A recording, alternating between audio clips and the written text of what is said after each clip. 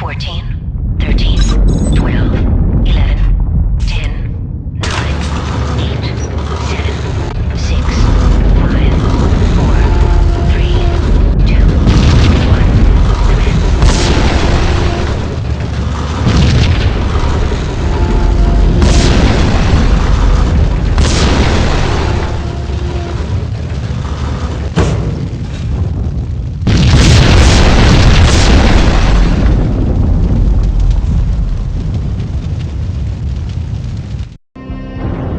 Piece together a jigsaw, and the final picture is you finishing that same puzzle. A mad, green-eyed killer standing behind you. An urban legend come true. The Project Valhalla test subjects had been the mad junkies who had murdered my loved ones. The rest was simple body count math. It all pointed to her. Ms. Valkyr. The factory went up in a fiery inferno behind me. All my leads were dead, turned to smoke and dust. I had lost my way. I hadn't slept in a million years.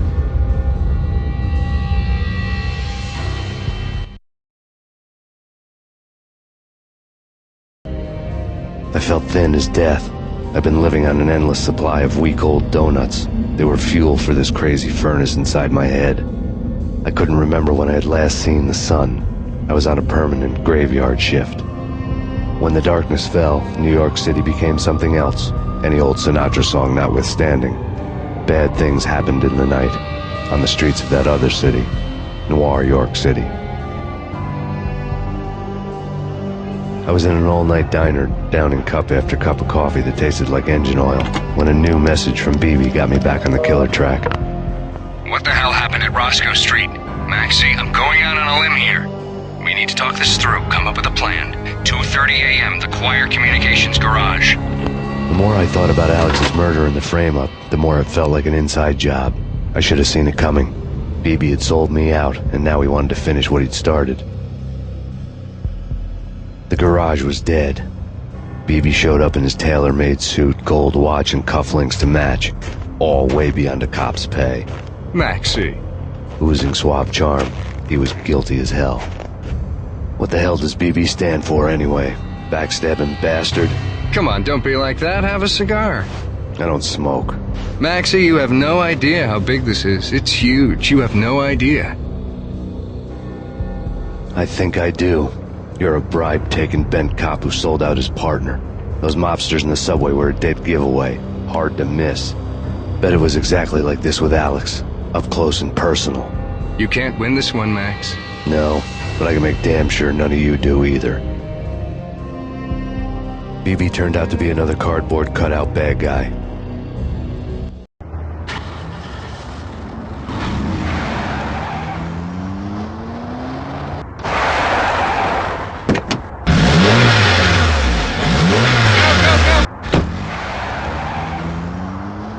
A bad cop on the take. A cowardly right-hand man fleeing from the scene, leaving his paid thugs to do his dirty work.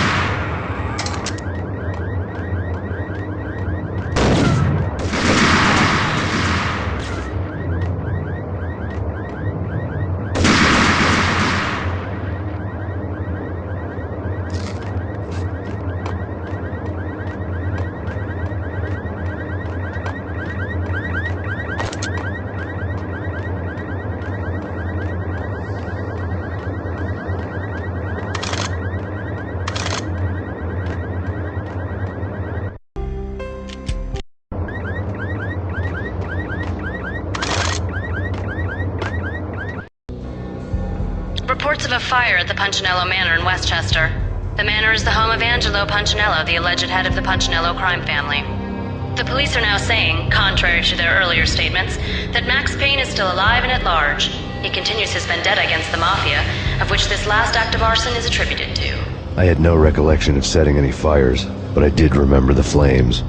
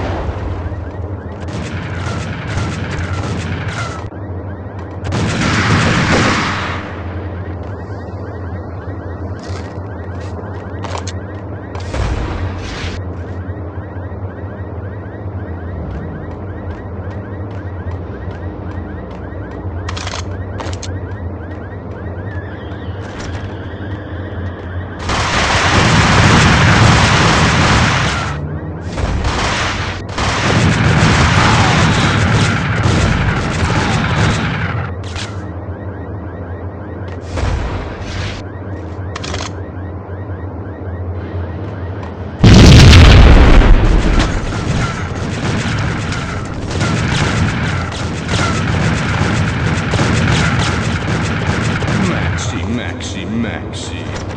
Come out wherever you are. You know, I really hate people who refuse to see the inevitable, refuse to do the smart thing.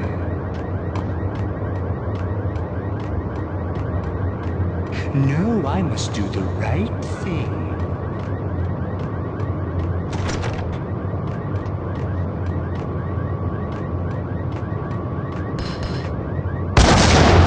I blame you. For a smart guy, you really can be stupid.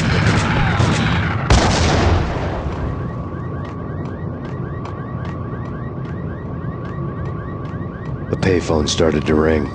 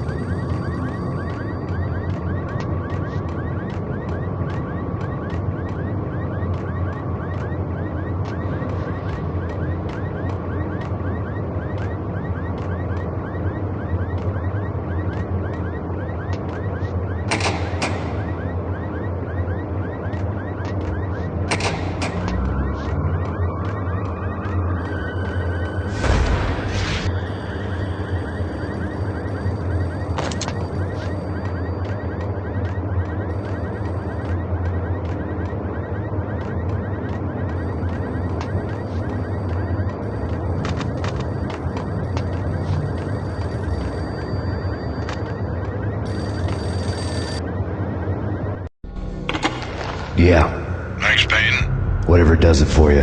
this is Alfred Woden. I can give you the name of your enemy. Come to the Asgard building presently. We are expecting you.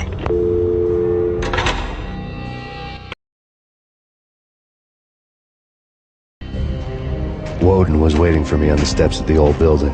Mr. Payne, let's go inside. The others are anxious to begin. The others? Despite the general misconception, this building actually predates the City Hall by 2 years, thus being the oldest municipal building still in use here at the foot of the Brooklyn Bridge. No kidding. The old man played tour guide as he led me through a dark domed hall. The answers I was after loomed large ahead. Mr. Payne, I would like to introduce you to my colleagues in what we call the Inner Circle. You've been watching too much X-Files. You have seen the files on Project Valhalla.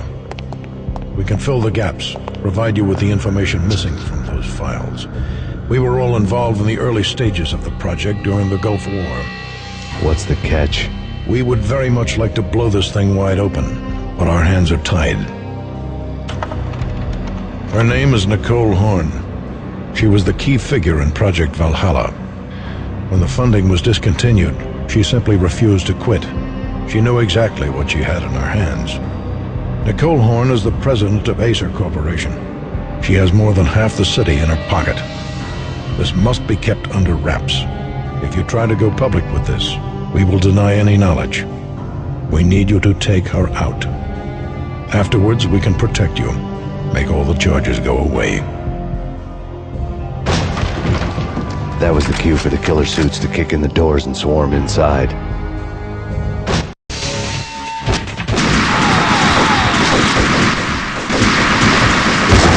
Floor show, but I decided to leave early anyway. It was only a one-story fall.